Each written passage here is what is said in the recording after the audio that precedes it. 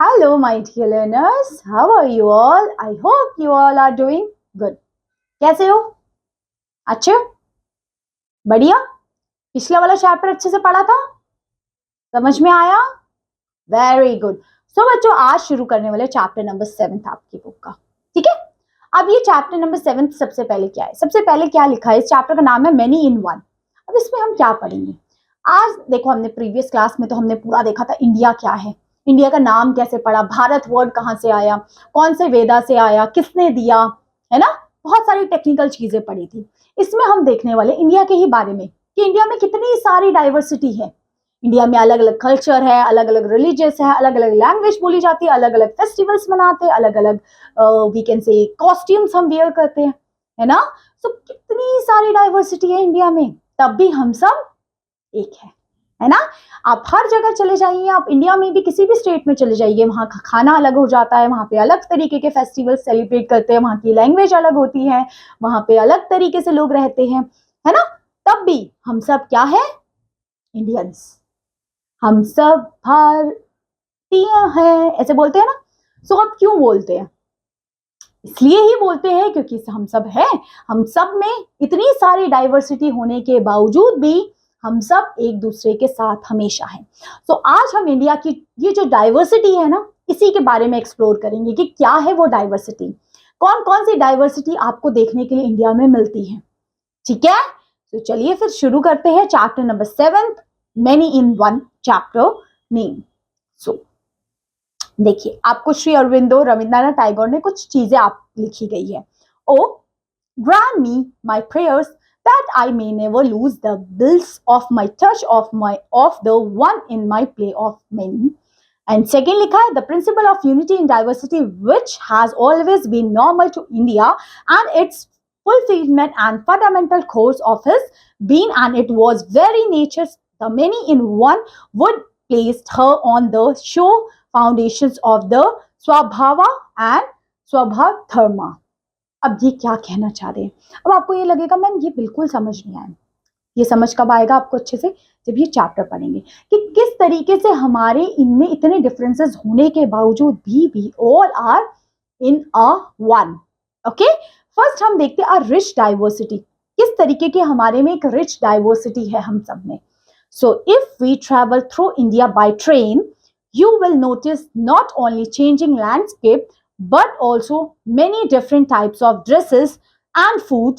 You will hear different languages, familiar and unfamiliar, and see different inscriptions on the way. अब आप train से ही जाते होंगे, सब लोग जाते हैं ट्रेन से. आपने पकड़ी ट्रेन, दिल्ली से आप गए समझ लीजिए केरला तक, या आप गए मणिपुर तक, या आप गए हरियाणा तक. आपने देखा जब एक स्टेट से अगर स्टेट टू स्टेट भी चेंज हो रहा है, देखा बिल्कुल चेंज हो गया. यहाँ पे लोग अलग तरीके से कपड़े पहन रहे हैं, अलग तरीके का खाना मिल रहा है, अलग तरीके की भाषा बोल रहे हैं, है ना. कैसे चेंज हो जा रही है चीजें. थोड़े किलोमीटर्स दूर तक ही अगर आप ट्रैवल करते हैं तो आपको बिल्कुल दिल्ली में ही अगर आप अलग अलग ईस्ट दिल्ली वेस्ट दिल्ली में भी चल जाए तो भी आपको बिल्कुल अलग चेंज नजर आता है.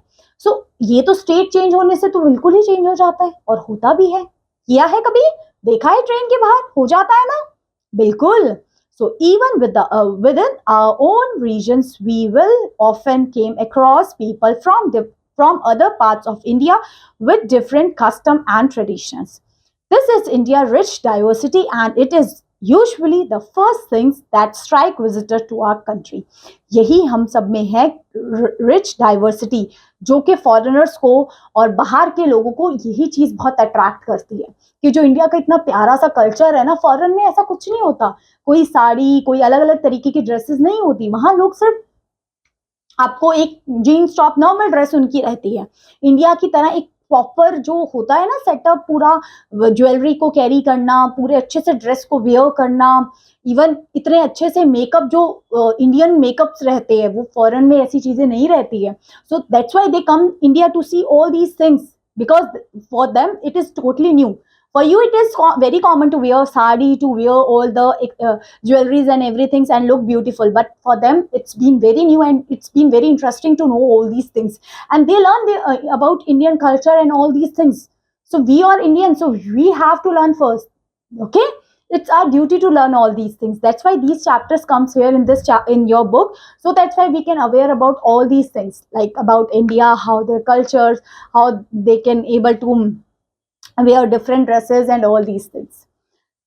With over 1.4 million inhabitants, about 18% of the world population, such diversity is not surprising. In the late 20th century, the anthropological survey of India in a national organization conduct a massive survey called People of India project of 4,635 communities across all states of the country. ठीक है, हमारे में ये सर्वे हुआ था ये जानने के लिए। कौन सा सर्वे और किसने कंडक्ट किया था? एंथ्रोपोलॉजिकल सर्वे ने कंडक्ट किया गया था ऑलमोस्ट 4,635 कम्युनिटीज के बीच में। It counted 325 language using 25 script. It also observed that many Indians may be called migrants in the sense of people not living near their birthplaces or with their original community. बहुत सारे हमने जब ये सर्वे किए ये पाया कि बहुत सारे ऐसे लोग हैं माइग्रेंट्स है जो दूर अपनी कम्युनिटी छोड़ के किसी ना किसी रीजन की वजह से यहाँ काम के या किसी भी रीजन की वजह से यहाँ पे आए हैं। सो आप देख सकते हो इंडिया में कितने ट्राइब्स, कितनी कम्युनिटीज, कितनी लैंग्वेज, कितने स्क्रिप्ट्स है। So while diversity is indeed beautiful, making sense of it is not easy. Over a century ago, the British historian Vincent Wills wondered how in the faces of such varying diversity can a history of India be written. The answer to the query is found the fact that India is offer unity in diversity. What it mean by unity in diversity? How shall we precise and express this unity or the meaning of one? To answer this question, we will explore a few dimensions of life in India. So जब ये Vincent Smith ने भी ये wonder किया था कि हम किस तरीके से इतनी डाइवर्सिटी होने के बावजूद भी कैसे हम ऐसे रूल्स रेगुलेशंस बना सकेंगे कि हम इन सबको एक साथ लेके चलें।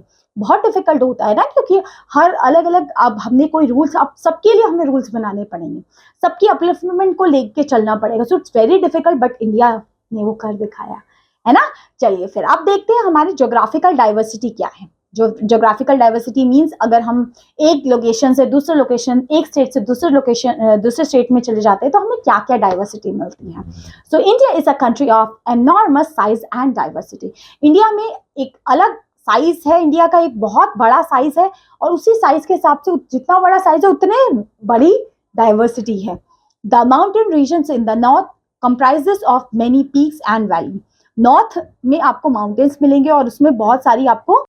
Now my dear learners, we will see geographical diversity. Geographical diversity क्या होती है कि किस तरीके से हम अगर एक स्टेट से दूसरे स्टेट में जाते हैं तो किस तरीके की हमें डाइवर्सिटी देखने के लिए मिलती है, विभिन्नता देखने के लिए मिलती है।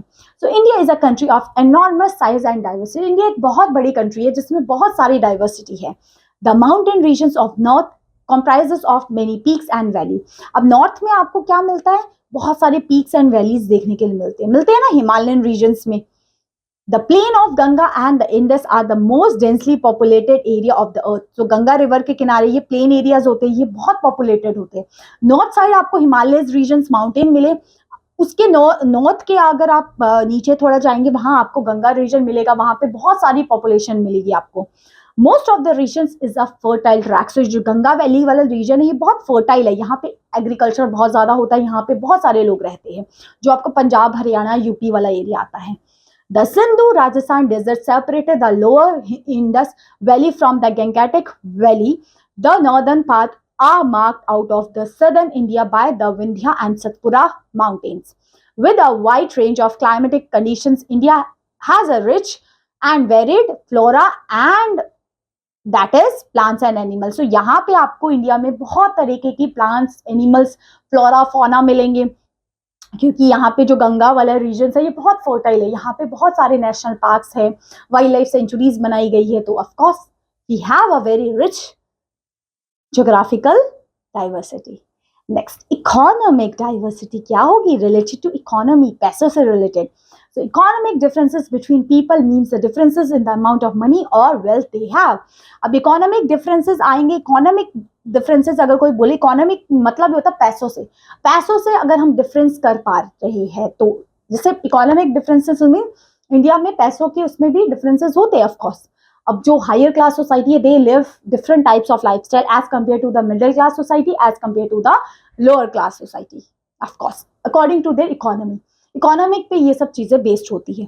People are rich if they have lot of money, of course if I have lot of money I be rich, if I don't have money I don't be rich. Okay, people are poor if they have a little money which is not enough to give them food and decent life, of course. Okay, it just depend upon the money you have.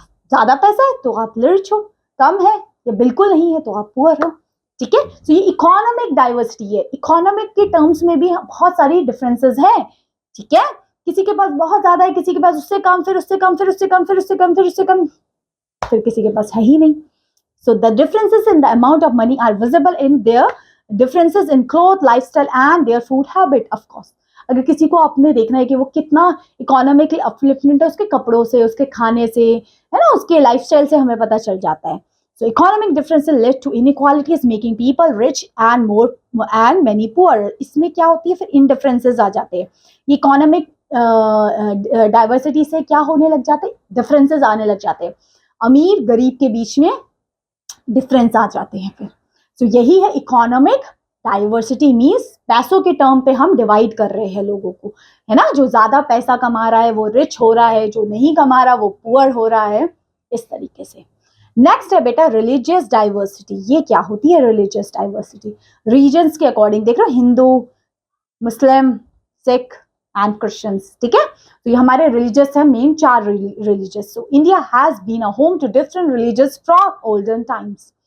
The most ancient religion, the most ancient religions of India is Hinduism.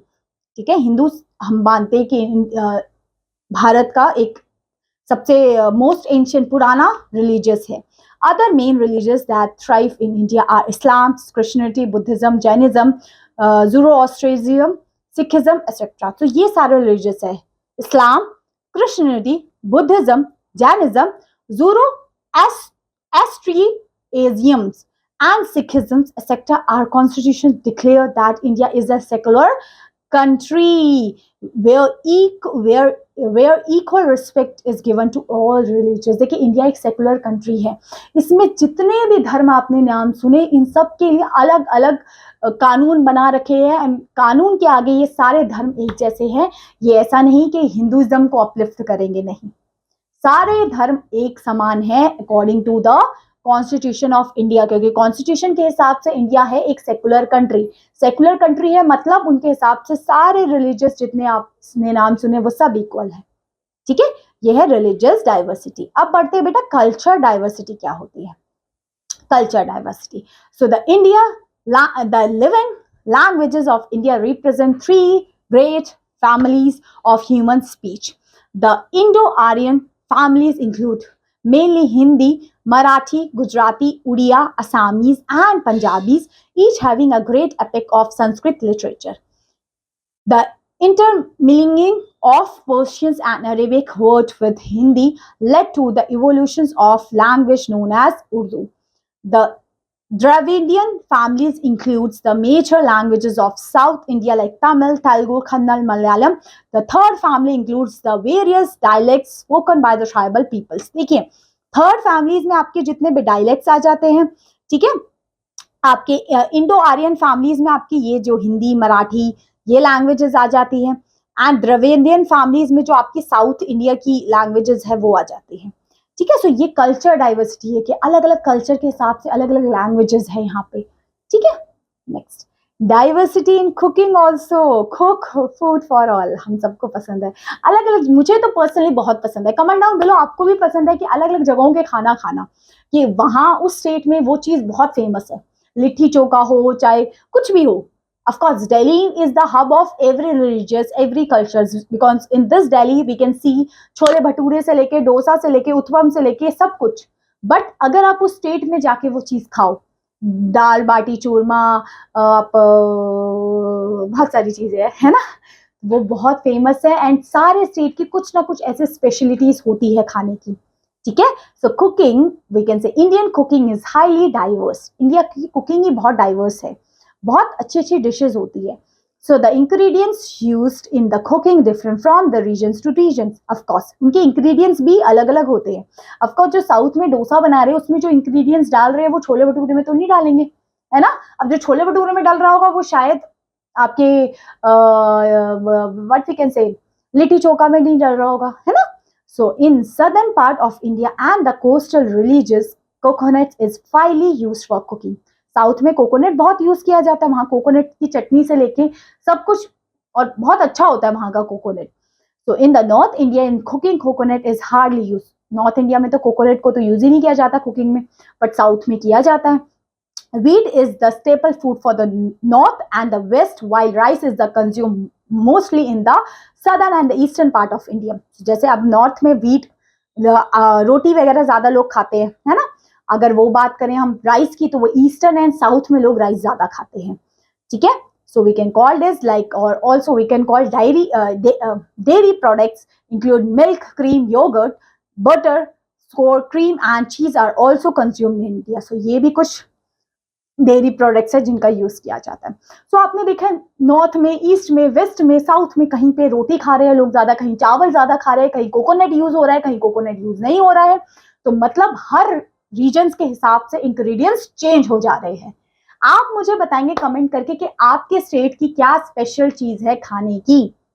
अगर दिल्ली में है, दिल्ली में तो सब कुछ मिलता है ना। वैसे अगर आप लोग अपने जिस भी स्टेट के से बिलोंग करते हैं, यूपी से, हरियाणा से, पंजाब से, जम्मू से, कहीं से भी, वहां क्या सबसे अच्छा मिलता है खाने के लिए। आई ऑल्सो सी कि आप लोगों को पता है कि नहीं पता है, ठीक है, comment down below. So the number of different dishes and preparations you can taste in India must be in their thousands, if not lakhs. Yet certain food grains are common to almost every part of the country.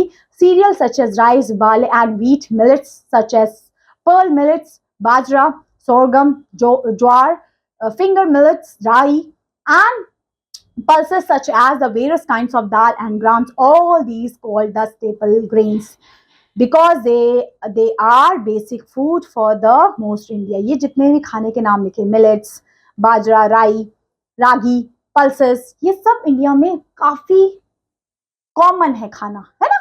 So similarly, some common spices such as turmeric, cumin, cardamom, gingers are also being throughout the country. We can use all these ingredients to make our food very delicious.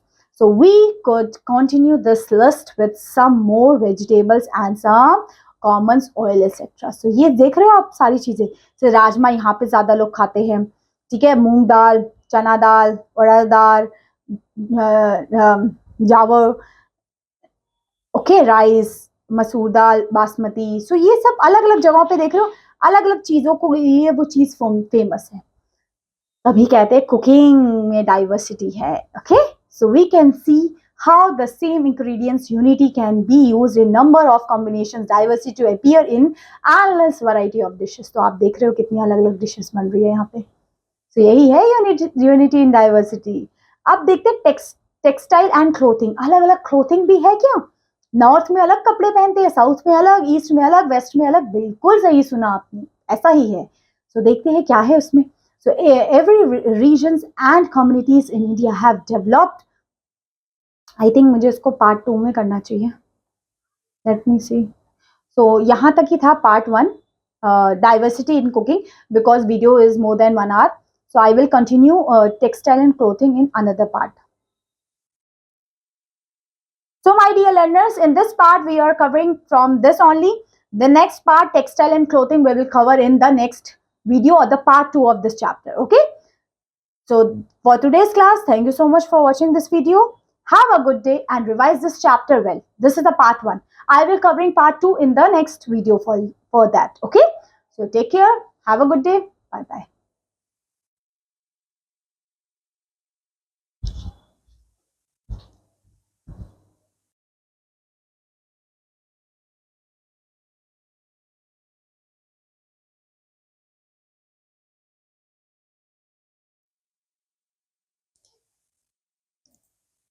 Bhavya publication SST class 6 chapter number 7th. This is the part 2 of chapter number 7th from textile and clothing. इससे पहले का हमने part 1 में cover किया है जो कि हमारा कुकिंग, फूड एंड कुकिंग से रिलेटेड था.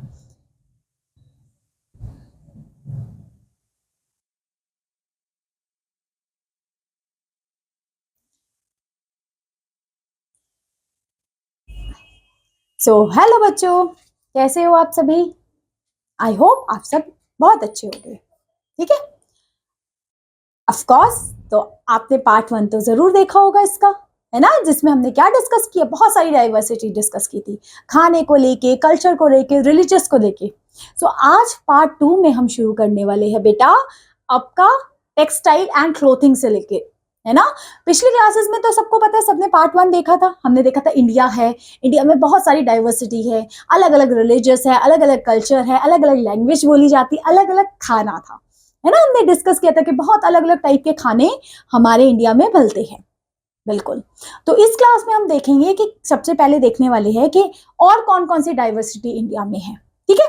सो सबसे पहले हम डिस्कस करेंगे textile and clothing. Clothing and textile के हिसाब से कौन कौन से अलग अलग टाइप के टेक्सटाइल है हमारे पास, अलग अलग टाइप की क्लोथिंग है हमारे पास, है ना. आपने खुद देखा होगा अलग अलग रिलीजियस में अलग अलग टाइप से ड्रेस वेयर करते हैं, है ना. कहीं पे कहीं पे we can say girls Patiala suit पहनती है, कहीं साड़ी है ना, कहीं अलग तरीके से वेयर किया जाता है उनको, है ना. और भी अलग अलग उनकी ड्रेसेस होती है. सो वही देखते हैं. ठीक है, चलिए शुरू करते हैं.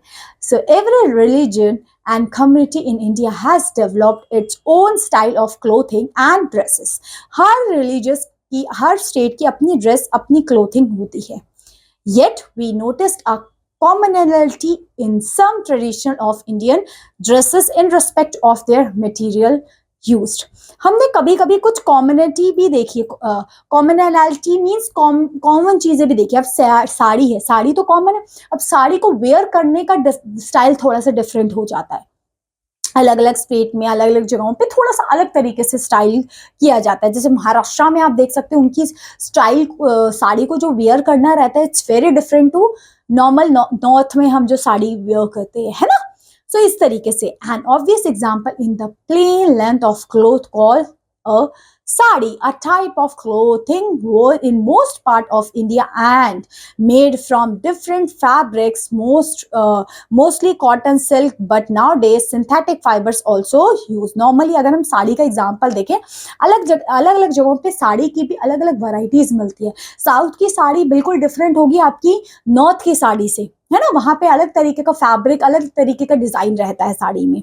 सो बनारसी, कांजीवरम, पैठानी, पाटा, पाटोला, मुगा और Mysore are the some of the famous types of sari जिनकी साड़ीज होती है, सिल्क की साड़ी होती है. There are many more kinds of cotton saris also. Cotton की भी होती है, मैसूर वगैरह की तो saris are the famous for them. Okay, although this is unstitched pieces of cloth comes in hundreds of varieties. They are produced by different methods of weaving and designing. Some designings are the part of clothes while others are printed after the clothes is worn. Finally, there is endless variations in the colors which are produced from many kinds of pigments. बहुत अलग तरीके के colours से बनती है, बहुत अलग तरीके के डिजाइन उसमें होते हैं, है ना. So the saris have a long history. Sari की अपनी एक लॉन्ग हिस्ट्री है. वी कैन नॉट, मतलब साड़ी तो फॉरेन के लोग आजकल पहनना शुरू कर दिए, उनको इतनी पसंद आ गई है ना. So we can say this stone relate a design that stands out from the surface of a panel, which may be stone, wood, ceramic, or another materials from Vaishali today in Bihar goes back a few centuries ago. So आपने देखा है कि साड़ी की अपनी एक पुरानी history रही है. ठीक है, अब आप देख सकते हैं पिक्चर में. So there are many ways of wearing the sari. So उसको wear करने के भी बहुत अलग अलग तरीके हैं. So as they vary from one regions to another or from one community to another, in fact new ways of draping it are still being invented. But in the end, in a single dress, the sari, in the past century, several travelers to India marveled at a simplicity, economic, and the diverse way of which is worn. So अब देखिए आप यहाँ पे भी देख सकते हैं अलग तरीके से जितने भी लोगों की साड़ी यहाँ दिख रही है अलग तरीके से है वो, उसका टेक्सचर्स, उसके डिजाइन्स, उसकी एम्ब्रॉयडरी, उसका fabrics all are different and they represent their own state for that. अब आपको ये असम साइड ये व्हाइट रेड कलर की साड़ी से ही फेमस दिखेगी, है ना. और अब आपको उसको वेयर करने का, उसको वी कैन से ड्रैप करने का स्टाइल इज डिफरेंट. ओके, तो ये थी इनकी टेक्सटाइल एंड क्लोथिंग में वेरिएशंस. आगे देखते हैं बेटा, कंपोजिट कल्चर क्या होता है हमारा. एक हमारा कल्चर एक कंपोजिट है. सो India has a common inheritance, common history and a common impressions of the past. हमारा एक कंपोजिट है कल्चर, मीन्स हमारे इंडिया की एक कॉमन हिस्ट्री है, कॉमन कल्चर है, कॉमन इंप्रेशंस है. सो Pandit Jawaharlal Nehru designated the culture of India as a composite culture. So पंडित जवाहरलाल नेहरू के अकॉर्डिंग हमारा कल्चर एक कंपोजिट कल्चर है, एक कॉमन कल्चर है. That is made up of several different trends, tradition and influences. तो हमारा एक we can say एक what can say स्टॉक है पूरा, जिसमें बहुत अलग अलग तरीके के trends, traditions and influences add हो जाते हैं. So the Aryans and the Dravidians no doubt lay the basis of the Indian culture. The geographical conditions of India have gone through a long way of building the social, economic and the cultural life and led in a colorful and variety. Because of the natural and geographical diversity, the people of various religions led the diversified life. सो अब आप देख पा रहे होंगे कि India के of course उनके climatic conditions, उसकी जोग्राफिकल लोकेशंस के अकॉर्डिंग और भी बहुत सारी चीज़ों से इफेक्ट होते हुए हम कह सकते हैं हमारा इंडिया का कल्चर है एक composite culture according to Jawaharlal Nehru. आगे देखते हैं डाइवर्सिटी इन फेस्टिवल्स. अब हमारे फेस्टिवल्स में भी एक डाइवर्सिटी है, चाहे कोई भी फेस्टिवल हो, हम आज के टाइम पे धूमधाम से मनाते हैं, चाहे वो Bihu, Pongal, what we can say Durga Puja, Chhath Puja, Diwali, Holi, Christmas, New Year, सब कुछ है ना. So there is the immense variety of festivals in India. बहुत सारे फेस्टिवल्स हमारे इंडिया में सेलिब्रेट किए जाते हैं. You may have notice that a few common ones are celebrated across the India almost at the same time, though it have been different names. कुछ ऐसे, अब आपको ये जो जितने फेस्टिवल है एक दिन सेलिब्रेट किए जाते हैं, ये हार्वेस्टिंग फेस्टिवल है, कहीं इसको पोंगल नाम से जाने जाते हैं, कहीं इसको वी कैन से संक्रांति के नाम से जाने जाते हैं, कहीं लोहड़ी के नाम से जाने जाते हैं, है ना. तो अलग अलग नेम से जाने जाते हैं वो एक ही festival. So you have been noticed that a few common ones are related across the India almost at the same time, though they give a different names. We will take just an example, Makar Sankranti. हम एक मकर संक्रांति का ही example लें, which was marked the beginning of harvest seasons in many part of India. Around the January 14 के around Makar Sankranti आती है, harvest festival है. The map is showing the different names of the similar festival across the India. अब ये मकर संक्रांति को लोहड़ी बोलो, खिचड़ी पर्व बोलो, बिहू बोलो, मकर संक्रांति बोलो, उत्तरायण बोलो, सारे सेम नाम है इसके. ठीक है, सो ये हम सेलिब्रेट करते हैं जनवरी 14 को. ठीक है, आप देखते हैं यूनिटी इन डाइवर्सिटी. हम सब में इतनी यूनिटी थी, हमने पढ़ लिया, हमारे सबके रिलीजियस, कल्चर, ट्रेडिशन, ड्रेसेस, खाना पीना सब कुछ अलग है, तब भी हम सब एक है. कैसे देखते हैं. Despite religious, linguistic and other diversity, the culture unity of India is recognized as a source of its strength. हमारे में जो ये culture unity है ये हमारी strength है. Our national movement promoted the spirit of common brotherhood, surpassing religious and religious diversity. It brought people, all the communities, Hindu, Muslim, Sikh, Christians, Parsis, from all lands, Punjab, Sindhu, Gujarat, Maharashtra, on a common platform. चाहे हम किसी भी religious के, हम सब रहे एक साथ इंडिया में रह रहे हैं. ठीक है, तो ये जताता है यूनिटी इन डाइवर्सिटी को.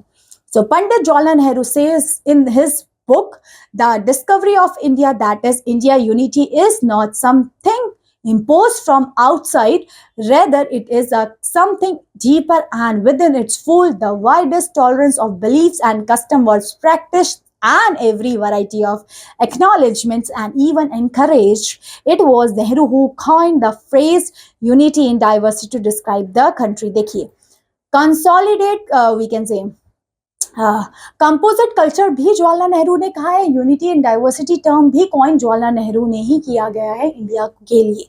ठीक है, अब आप देख सकते हैं। अब ये जो छोटे छोटे बॉक्स में छोटी छोटी चीजें लिखी होती है, इंपॉर्टेंट होती है।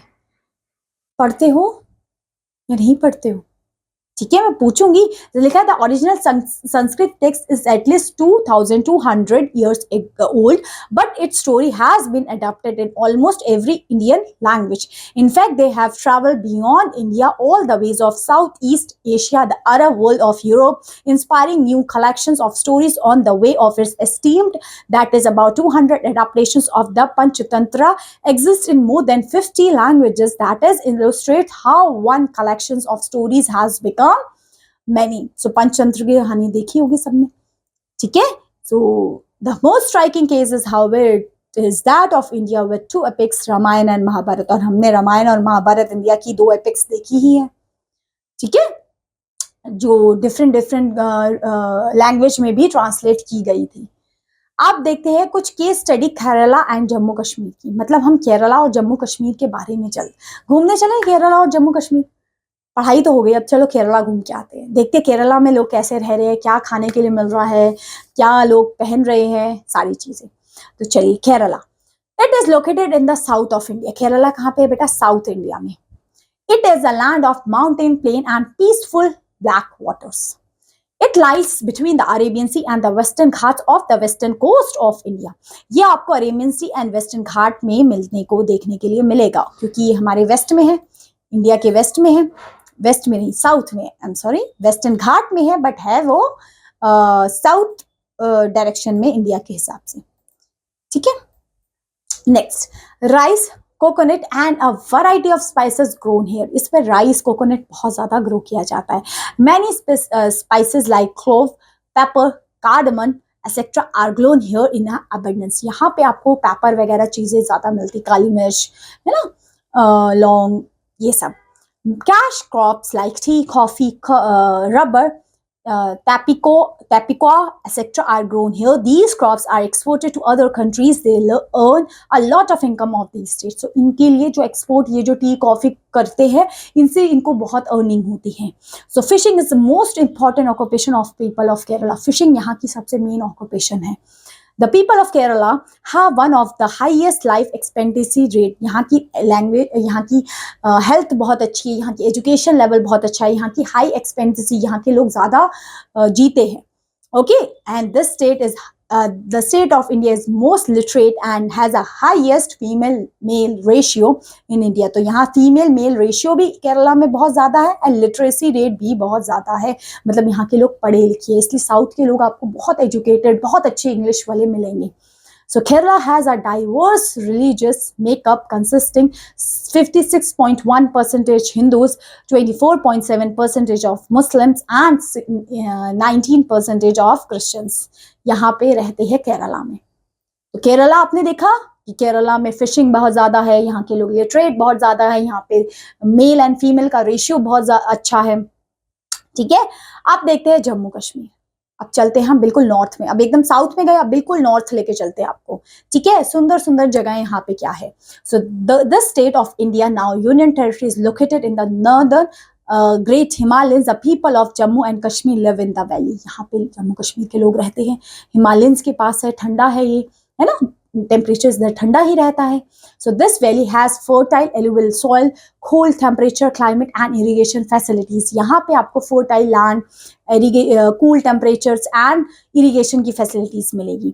Agriculture activities done in the summer season. यहाँ पे agriculture activities किया जाता है। यहाँ पे saffron, केसर बहुत ज़्यादा उगता है। So Kesar and temperate fruits crops are the distinct products of this valley of Kashmir. यहाँ पे जैसे सेब वगैरह, डेट्स वगैरह, ड्राई फ्रूट्स वगैरह, सैफरॉन वगैरह बहुत उगता है। यहाँ पे सबसे बेस्ट क्वालिटी का, प्रीमियम क्वालिटी का होता है, जो ज़्यादातर तो एक्सपोर्ट ही कर दिया जाता है। So the western part of valley has a significant concentration of Apple orchard. यहाँ पे आपको एप्पल के बागान बहुत देखने के लिए मिलेंगे ऐसे। और ये जो अच्छे वाले एप्पल्स होते हैं ना, ये ज़्यादातर तो, और कभी खाओगे तो आप बोलोगे अच्छा ये एप्पल्स होते हैं जो हम लोग खाते हैं, वो तो सब injections and chemicals and all these things होते हैं। So the wood being soft, the walnut tree is used for making fancy articles.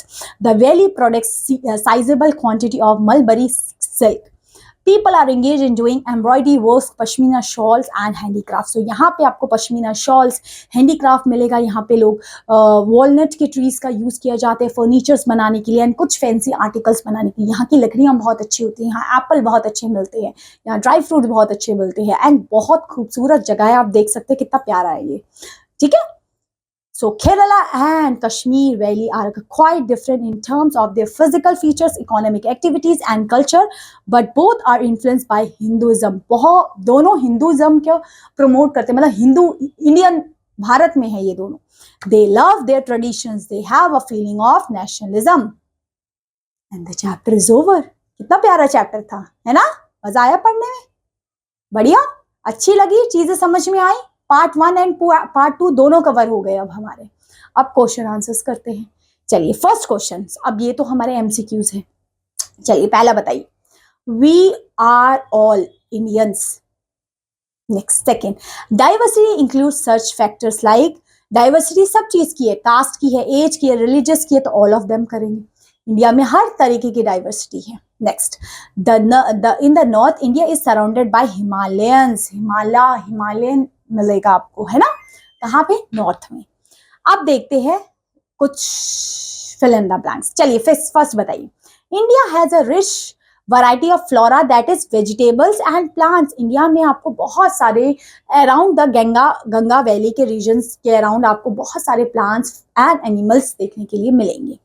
Next. India has enormous culture and diversity. तो यहाँ आएगा culture. So we can write it also, but I am hoping कि आप लोग culture and diversity, and we have lots of.